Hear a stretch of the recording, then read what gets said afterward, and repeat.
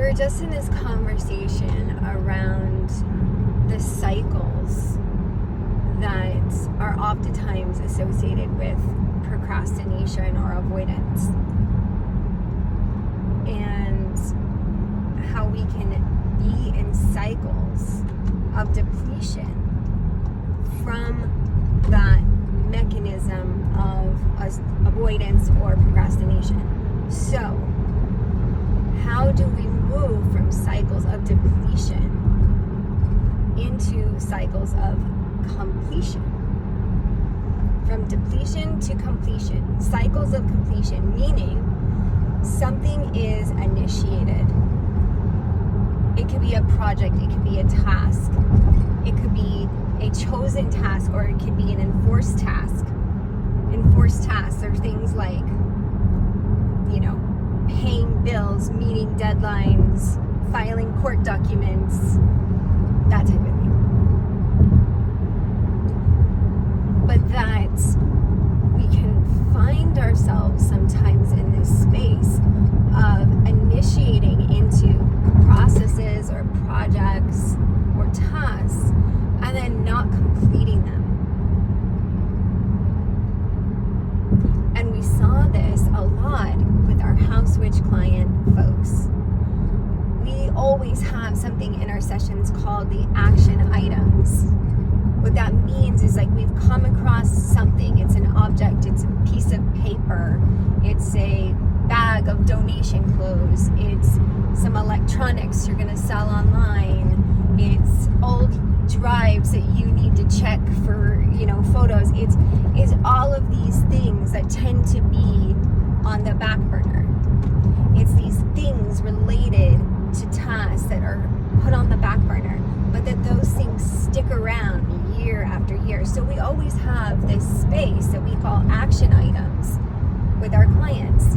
Now, interesting enough, majority of folks who want to have their action items separate from our time together, because what we do offer in some instances is a space of accountability, meaning, instead of saying you're going to do that thing later, if it's a pretty simple thing to do, let's do that right now together. Let's do it right now together. And sometimes people have a reaction where they're like, oh, I don't need you to stand right there while I do this or while I figure it out. Okay, that's fine. You don't have to. We just know that a lot of times it works, because then that thing is actually done. You're moving from the state of depletion into the state of completion because it's actually been completed. And it's no longer that pile in the corner or that stack over there, this thing that you look at and then drains you because you're in this perpetual thought, oh, I need to do that, or I haven't done that yet, or that's piling up, or that. And depending on whatever spectrum folks are on when it comes to self-limitation, or sometimes we call it self-sabotage, or whatever limits us from just doing the things that we know we can do that would free up space, free up time, or free up energy, free up our gifts, free up our talents. But for whatever reason, we choose to not do that over and over again. Like, no, we'll get to it later, just no. But those things in our space, they're like these energetic hits every time we process it. And that can be where we get that energetic depletion from. But when we actually do the thing and then close it out, complete it, and then move on to the next, we're freeing up so much more space, time, energy. So that was then the contemplation, is moving into space of completion.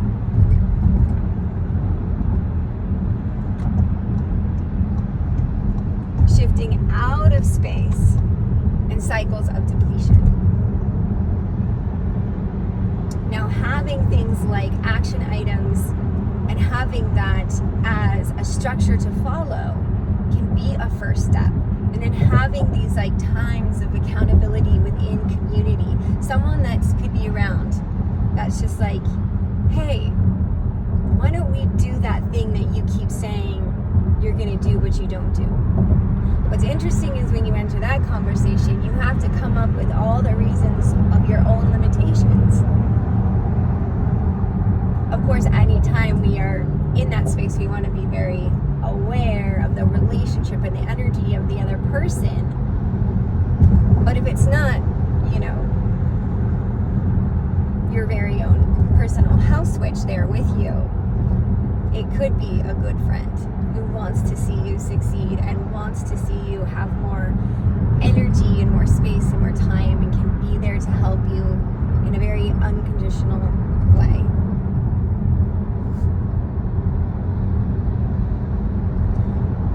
But we'll say, even from personal experience, that having someone there to support you through these cycles, someone there to help have these deeper conversations, because more than likely that pile of stuff that keeps getting put off and put off and put off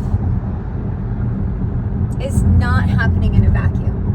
More than likely there are other spaces in life that the same thing is happening. But your physical space is one very tangible place that you can start to move that energy, because you don't have a physical reminder of that thing, right? It's no longer the pile in the corner. You've shifted that energy, and it can gain momentum.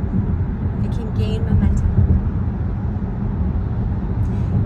In the energetic laws of the universe, whether you read about those or whether you follow metaphysics, or even if you're just interested in someone like Einstein, who is saying everything is energy, it's all related,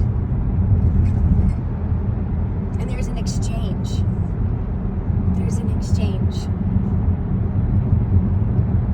So as we shift the energy in one space,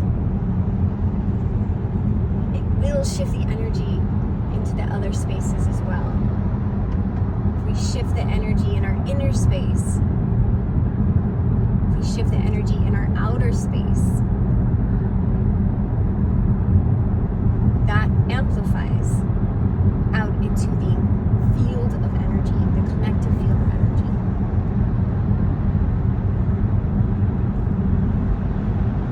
That is how Switch Magic